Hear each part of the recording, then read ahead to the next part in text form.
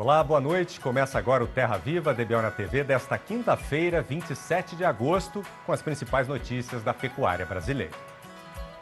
Ao lado da genética e da sanidade, a nutrição é um dos principais fatores que explicam o extraordinário aumento da produtividade do rebanho brasileiro ocorrido nos últimos anos. Mas a pecuária nacional já foi muito além da ideia de que a questão se resume a encher o coxo de comida e manter o pasto em bom estado. E o setor agora está entrando na era da nutrição de precisão. E quem tem mais informações a respeito deste assunto é o nosso editor Sidney Maschio. Boa noite, Sidney. Bem-vindo aqui ao Rancho. Boa noite, Vinícius. Muito boa noite para os companheiros boiadeiros e para as companheiras boiadeiras do Brasil inteiro.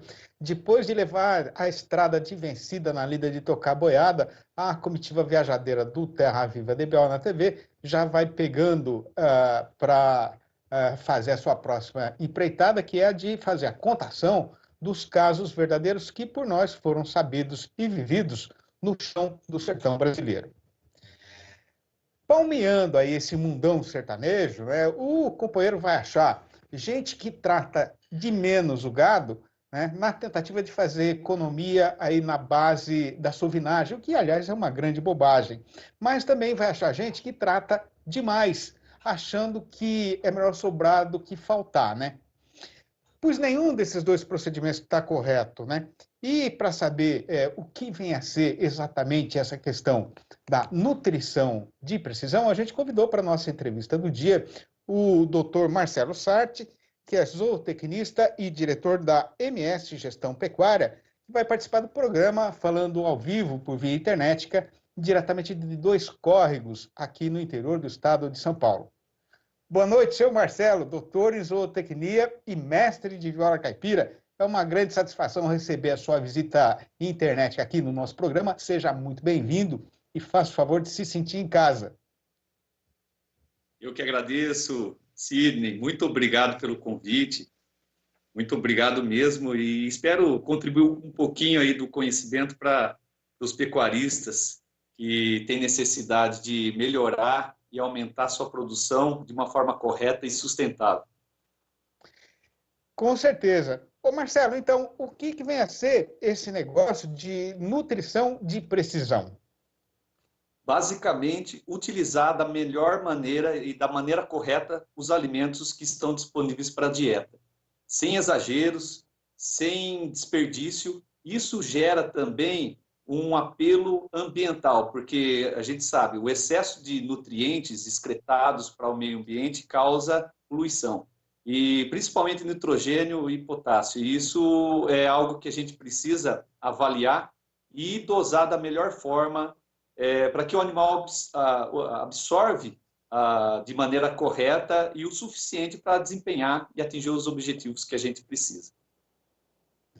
Ô Marcelo, mas aquela ideia de se sobrar um pouquinho, não tem problema, e é melhor do que faltar, isso aí não resolve logo a questão, em vez da gente ter que ficar quebrando a cabeça com isso, de fazer cálculo, estudar nutrição profundamente. Não é melhor mais fácil fazer isso?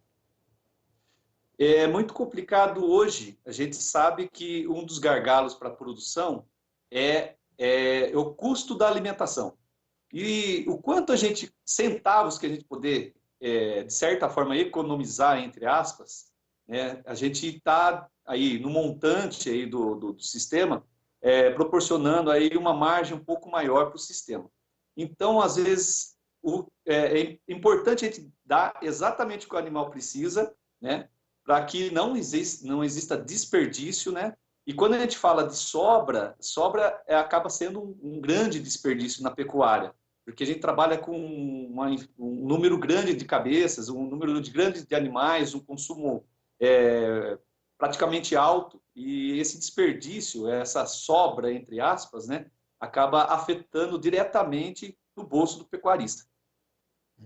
Marcelo, o que é a primeira coisa que o pecuarista tem de pensar quando ele resolve começar a trabalhar nesse sistema de nutrição de precisão?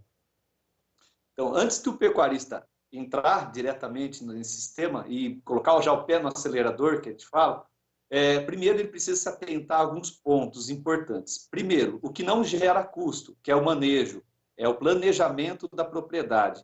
como que ele vai elaborar um projeto para poder usar de forma consciente todas as ferramentas que a nutrição de precisão oferece, né? Depois, em cima disso aí, desde o manejo de coxo, arraçoamento da forma correta, né? Quantidade de alimento carregado por vagão, né? Os níveis ideais de cada nutriente e alimento.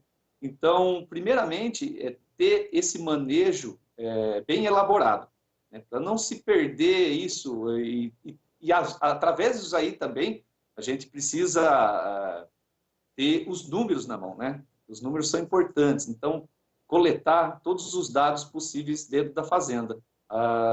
E a gestão, né? Uma gestão bem feita, isso vai ser essencial para o sistema.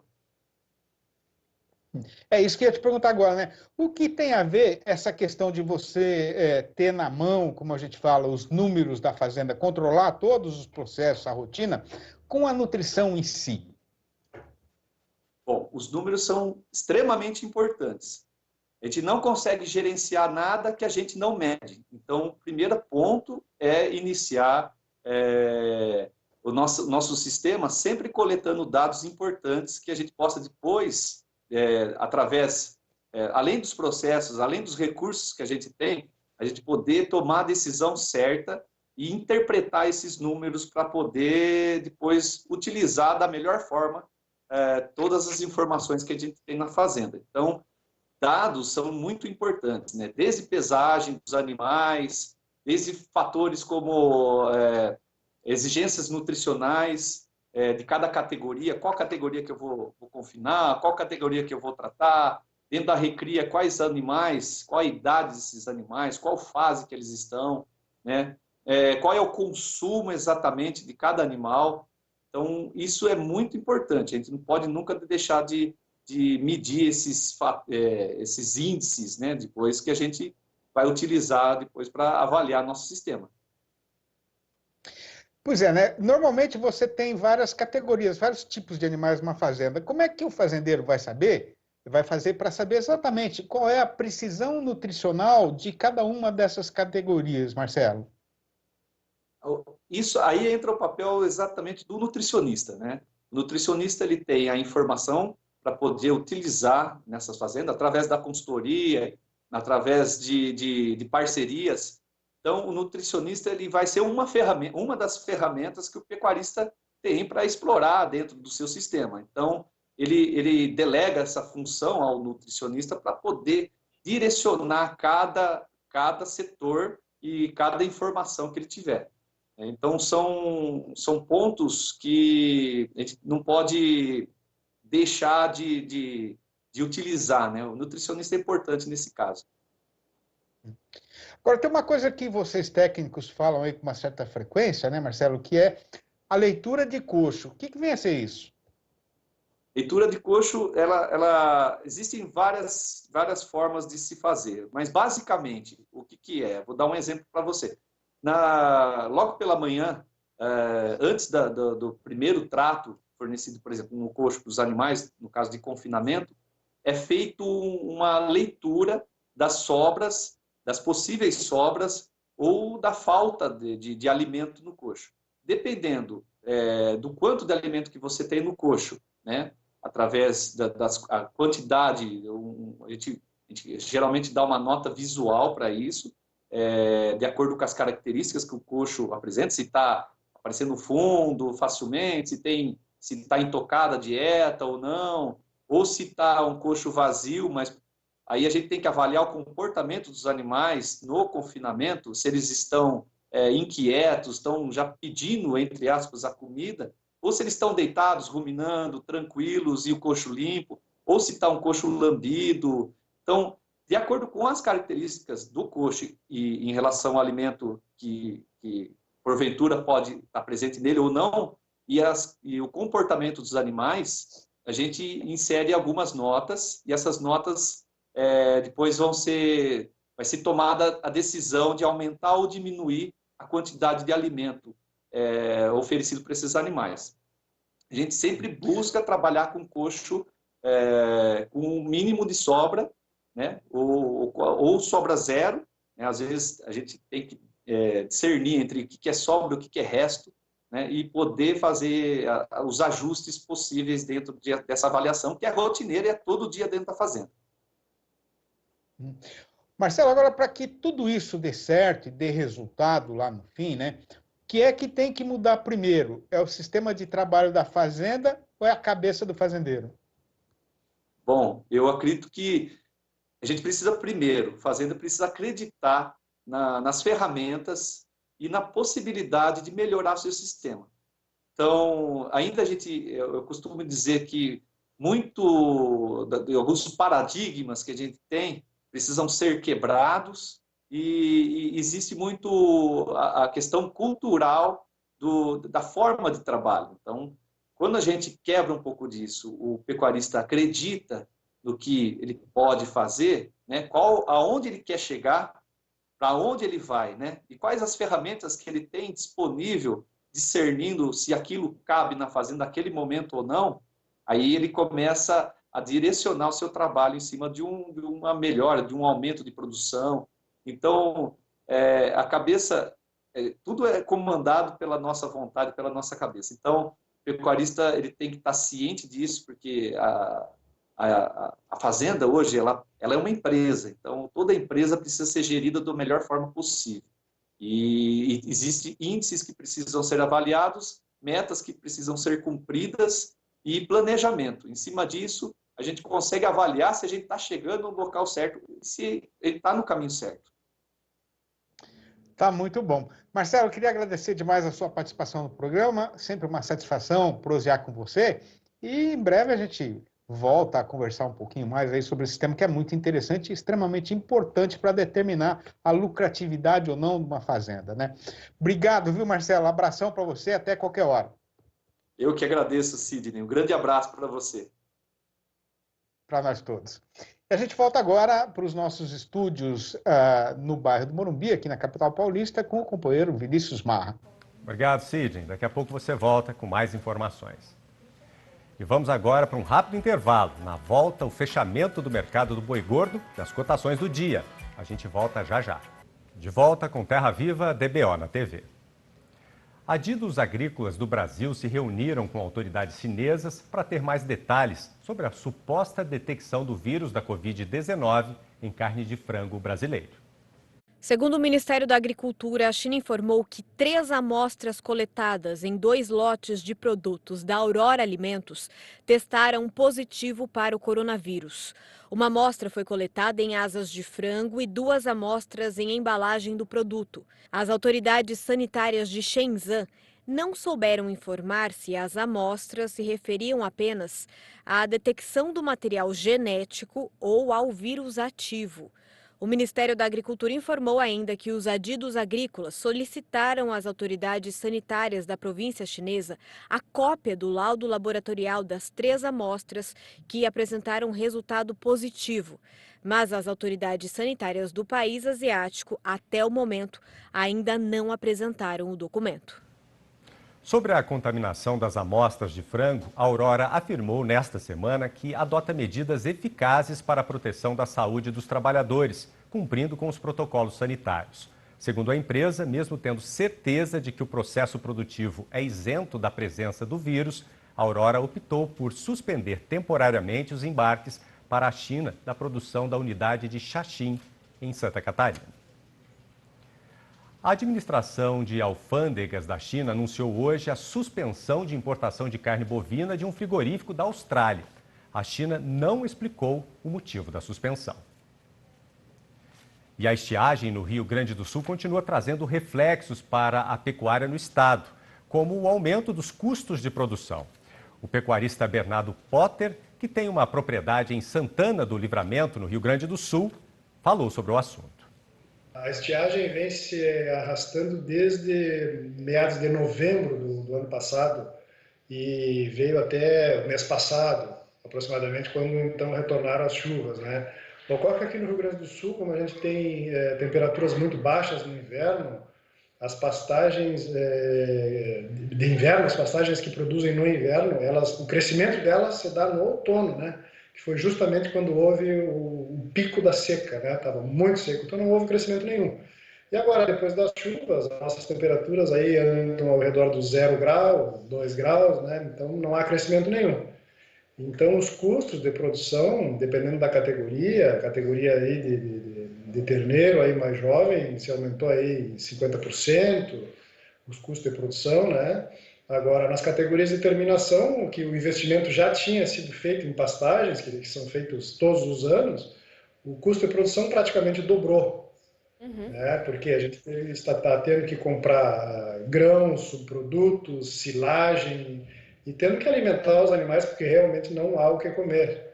Não há o que comer, né? Todos os dias os campos amanhecem brancos de geada, e as temperaturas máximas não chegam aos 10 graus durante o dia, com sol, né?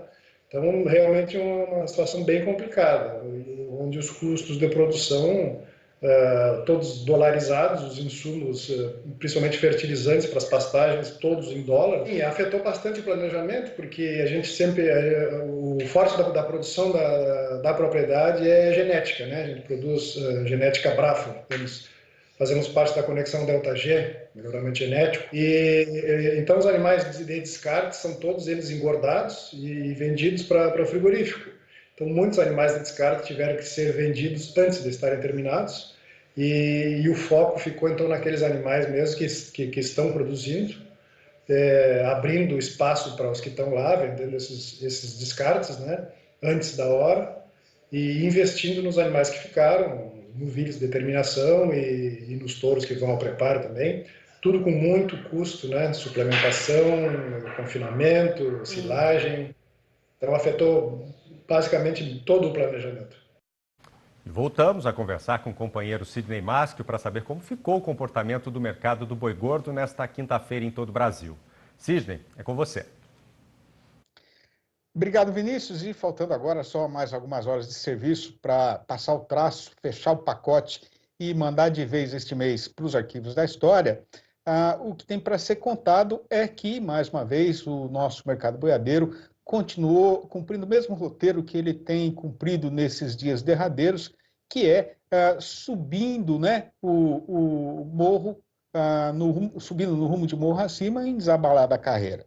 E se fosse para contar assim, sem demorar, o que já foi e o que está sendo passado no mercado, a gente poderia dizer só que nesse trecho que foi vencido desde o dia 1º até agora, a oferta de boiada terminada ficou muito apertada no Brasil inteiro, enquanto a demanda por carne foi, durante todo esse tempo, bem maior do que o que estava sendo esperado, especialmente da parte do setor exportador. Mas, sendo o caso merecedor de mais prazo de prosa e de pensamento, para o seu perfeito entendimento, o amigo pecuarista, de certo, que também está vendo que essa carestia de mercadoria não é de hoje nem de ontem. E a explicação para essa situação atual é o forte abate de matrizes acontecido no país nestes anos derradeiros. E o resultado, né, não poderia ser diferente, né, e faz parte aí, do ciclo natural da nossa atividade. Pois então a questão agora para o fazendeiro brasileiro é assuntar o trieiro para ver se dá para enxergar lá na frente o que é que vem por aí, né? E o primeiro lugar para procurar resposta para essa pergunta é o mercado do gado de reposição, que continua igualmente desembestado no rumo de morro acima, subindo mais ligeiro do que rojão de vara em festa de São João. A respeito da demanda, o movimento no balcão do açougue deve melhorar bem nesses próximos dias, aí a partir da virada do calendário, com o pagamento do salário ao trabalhador empregado, e, ao mesmo tempo, esticando a vista bem para além daquela ponte, não se vê no horizonte nenhuma indicação de que possa haver um esmorecimento da exportação. Logicamente que nessas próximas semanas vai acontecer um aumento na saída de animais do confinamento, mas conforme a gente tem falado aqui dia sim e outro também, dificilmente isso será suficiente para destemperar a conjuminação subideira que está mandando na nossa praça boiadeira.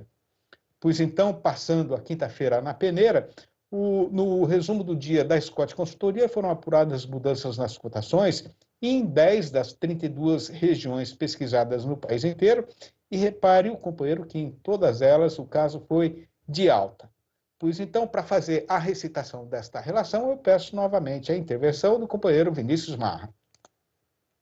A lista das arribadas desta quinta-feira foi puxada por Campo Grande, capital de Mato Grosso do Sul, onde o boi aumentou para R$ 220,50, no prazo de 30 dias, já descontada a parte do fundo rural.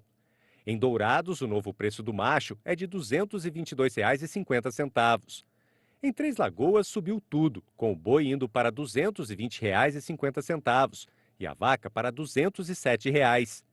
Em Redenção, no Pará, o mercado foi pelo mesmo caminho, com o macho pulando para R$ 230,50 e a fêmea para R$ 225,50. No sudeste de Rondônia, a vaca arredondou os R$ 200. No norte do Tocantins, o macho vale agora R$ 228,50. No Acre, quem quiser comprar vai ter que desembolsar pelo menos R$ 197 pelo boi e R$ 189 pela vaca.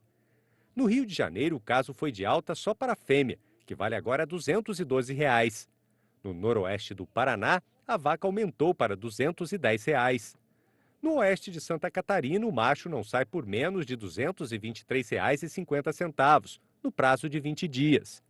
Aqui no estado de São Paulo, tanto em Barretos quanto em Araçatuba, a cotação do boi ficou parada em R$ 229,50, no prazo de 30 dias. Tá certo, então, para arrematar nossa participação nesta função, falta só fazer a recitação do versinho caipira do dia, que esta semana tem como tema saudade. Vai ouvindo. Retirado do sertão e tangido para a cidade, eu vivo de consumição e saudade, apartado num cercado apertado que tocou de ser aqui minha morada. Da janela, a única árvore que eu posso ver é um pé de ipê da flor amarela, mas, para minha consolação, toda madrugada assenta nela um sabiá que vem me fazer alvorada, para acalmar meu coração e me ajudar a acreditar que um dia eu vou poder voltar a viver no chão que me viu nascer. É isso então, gente, eu vou ficando por aqui, deixando um grande abraço para todo mundo, prometendo voltar amanhã nos nossos mesmos horários de costume e devolvendo então a palavra para o meu companheiro Vinícius Marra. Boa noite, Sidney, muito obrigado e amanhã você volta trazendo mais informações. O DBO de hoje fica por aqui, obrigado pela sua companhia. Nós voltamos na sexta-feira com a reprise desse programa às 6h30 da manhã, com o noticiário novo a partir das 7h45 da noite. Até lá.